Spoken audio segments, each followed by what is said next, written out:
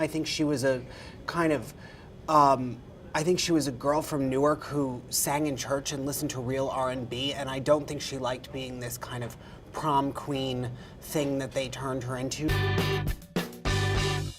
Here's what we're buzzing about at News Beast. Got Jacob and Casey in the house. We're getting a little pop culture today. We're starting with the inevitable, the looming Whitney Houston funeral over the river in Newark.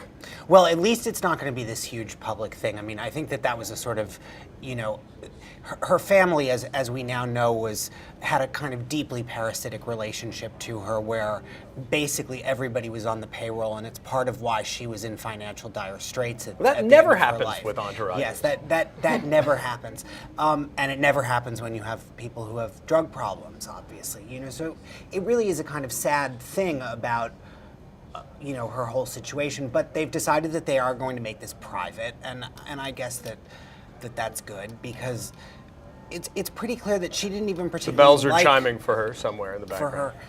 For her. Because it's fairly clear she didn't like being a celebrity. Do you think so? Well, you know, was she addicted to that in addition to other things? Perhaps, but I don't think she enjoyed it. I don't think she enjoyed what she became. I think she was a kind of, I think she was a girl from Newark who sang in church and listened to real R&B, and I don't think she liked being this kind of prom queen thing that they turned her into. She was probably gay. What are we basing that on exactly? Well, a lot of people that we've spoken to, too. I mean, it's in our piece, and, right, and I think it's in our piece in a way that's different than the way that we're talking about the anatomy it. of a rumor as opposed to making an outright accusation. I just think that we did a classier job than the tabloids do with it. As well we should. As well we should. But,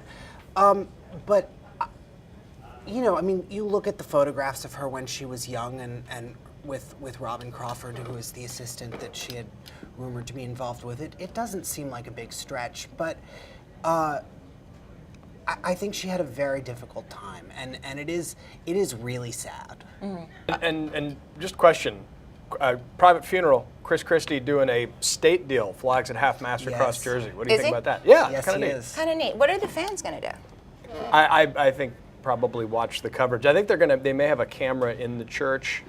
Well, I mean, you know, one of the things that's been so loony, I mean, when they flew the body back and as if we didn't kind of know how this story ends, as if it was sort of OJ, you know, with, you know, we're watching the plane is about to arrive, and you're going, that's the new white Bronco, is the hearse plane? Yes, and you're going, what's going to happen here? But and all these people sort of stood there clearly waiting to be on TV, you know, and that's part of what's so... The larger disgusting irony of the whole goddamn spectacle, yes. Casey, let's talk about something more refined.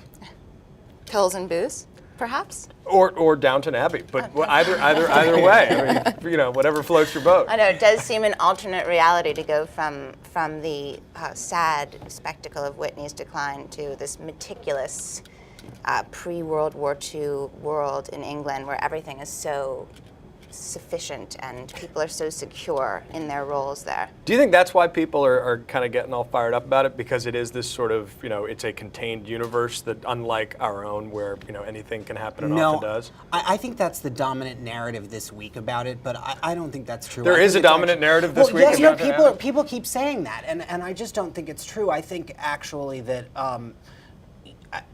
I would say that the dignity of both classes of people may be part of the appeal, but it's basically just a great show. I mean, it's Julian Fellowes. He wrote Gosford Park. Gosford Park was a fantastic movie. He's just great at a certain kind of British period piece. Do you think he's taking it too melodramatic this season? No, I have very few complaints about it. I mean, and you know, when I realized, of course, at the end of season 1 that it was going to become about World War I. I mean,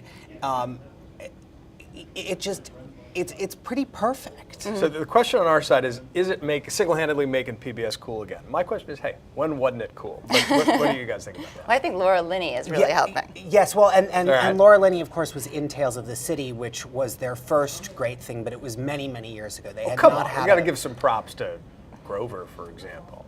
Right. You know, Yes, let's and Sherlock, by the way, damn it, that's a really good BBC show on PBS. I'm kind of buzzing about this Dave Mustaine, lead singer of Megadeth, endorsing Rick Santorum because it's just so goddamn weird. Well, the whole thing is just so goddamn weird. Is Yes, it not? yes, I mean, it is. it's like it's just this. It's like 28 days later, where the people that you think are dead are all.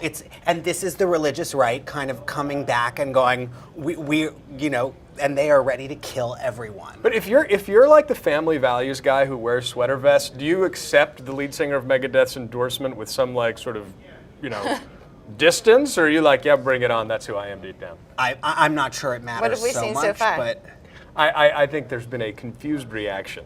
But I'll be talking in Campaign Chronicles later about sort of all the weird legacy of sort of B, C, and D list movie and music stars endorsing conservative candidates because it is a trip. Final word. weird. Pills. Downton.